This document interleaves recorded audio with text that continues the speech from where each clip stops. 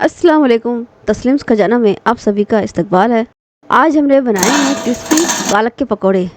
रमज़ान भी शुरू होने वाले हैं और पालक का सीज़न भी है, तो सभी के घरों में पालक के पकोड़े तो ज़रूर ही बनते हैं।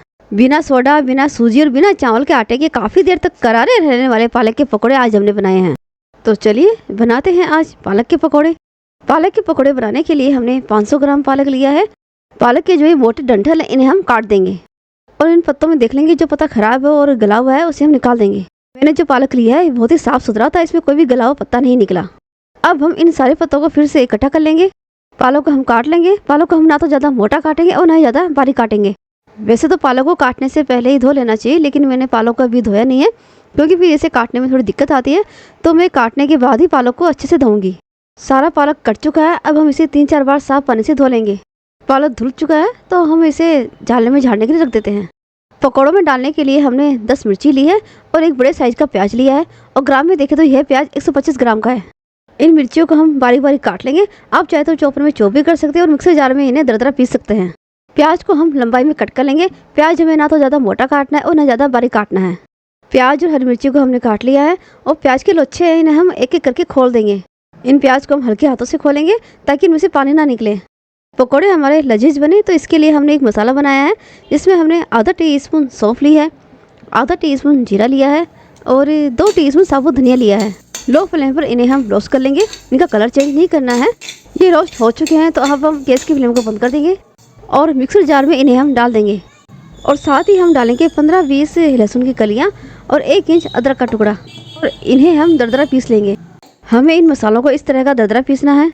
जिस बाउल में हमने प्याज और हरी मिर्ची काट के डाली है उसी बाउल में हम ये पिसा हुआ मसाला डाल देंगे। चटनी बनाने के लिए हमने मुट्ठी भर के हरा धनिया, 4-5 लहसुन की कलियाँ, 4-5 हरी मिर्ची और एक बड़े साइज का टमाटर लिया है।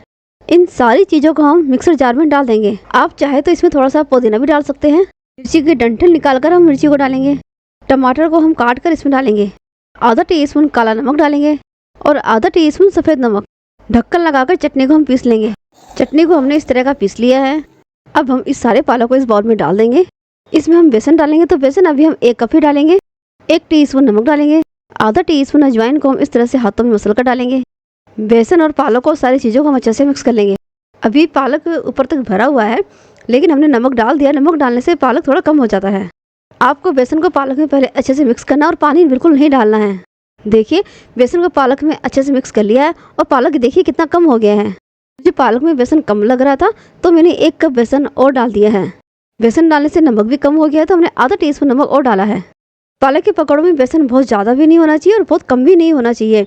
बहुत ज़्यादा होगा तो बेसन का स्वाद ज़्यादा आएगा और बहुत कम होगा तो पालक के पकौड़े तेल ज़्यादा पिएंगे। तो ग्राम में देखें तो मैंने 500 ग्राम पालक में 250 ग्राम बेसन डाला है और पानी हमें बिल्कुल नहीं डालना है क्योंकि पालक पानी बहुत छोड़ता है। तो हम इस बेसन को इसी पालक में ऐसे ही मिक्स करेंगे। लेकिन यदि आपको थोड़ा सा ये बैटर ड्राई लगे तो आप हल्का सा पानी का छींटा दे सकते हैं। पालक के पकौड़ों का बैटर तैयार हो गया है और बैटर हमें इसी तरह का रखना होता है। बैटर बनाते वक्त ही मैंने तेल गर्म करने के लिए रख दिया था। तेल अच्छे से गर्म हो चुका है। बैटर को हम हाथों में लेंगे। बैटर को हमें हाथों में लेकर गोल गोल घुमाना नहीं है, सिर्फ हाथों को हम बैटर में डालेंगे और उठा लेंगे। बस ऐसे ही करके हमें पकौड़े बनाने हैं। तेल यदि ज़्यादा गर्म हो तो फ्लेम को लो कर दे। इससे पकौड़े मीडियम फ्लेम पर ही फ्राई होते हैं। लो फ्लेम पर ज़्यादा तेल पिएंगे और हाई फ्लेम पर अंदर से कच्चे रह जाएंगे। एक बार में जितने पकौड़े आ सकते हैं उतने ही डालें। हम इन्हें अभी नहीं हिलाएंगे। ये थोड़े से सिक जाए तभी हमें इन्हें हिलाना है, नहीं तो ये बिखर सकते हैं।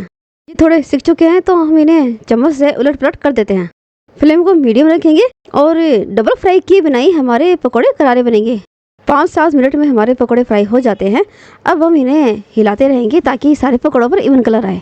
आप एक पकौड़ा बाहर निकालें और उसे टच करके देखें, वो करारा हो जाए तो समझिए आपके पकौड़े अच्छे से सिक चुके हैं। पकौड़ों पर कलर अच्छा आ गया है और ये करारे भी हो गए हैं तो हम इन्हें निकाल लेंगे। और निकालने से पहले फ्लेम को हाई कर दें 1 मिनट के लिए ताकि हमारे पकौड़े ऑयली ना बने। पकौड़ों को थोड़ा झाड़ेंगे और इसी तरह से हम सारे पकौड़ों को फ्राई कर लेंगे। आप इन पकौड़ों की आवाज़ सुनिए। ऐसी बात नहीं कि अभी करारे रहेंगे। ये मेरे बनाए हुए पकौड़े काफ़ी देर तक करारे रहते हैं।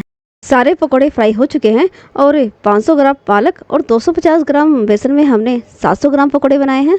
रमज़ान के महीने में जब रोज़ेदारों को आप इस तरह के पालक के पकौड़े बनाकर खिलाएंगे तो रोज़ेदार बहुत खुश हो जाएंगे। और अभी पालक का सीजन है तो इस टाइम यदि आप पालक के पकौड़े बनाएंगे तो बहुत ही लजीज बनेंगे। इन पकौड़ों का मजा आप हरी चटनी के साथ ले सकते हैं, साथ में आप टमाटो केचप भी ले सकते हैं।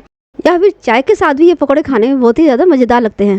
मेरी बताई हुई बातों को ध्यान में रखकर आप पालक के पकौड़े बनाएंगे तो आपके भी पकौड़े करारे बनेंगे और काफ़ी देर तक करारे रहेंगे। आपको मेरी है पालक के पकौड़ों की रेसिपी पसंद आती है तो इसे लाइक और शेयर जरूर करें और मेरे चैनल को सब्सक्राइब करना ना भूलें।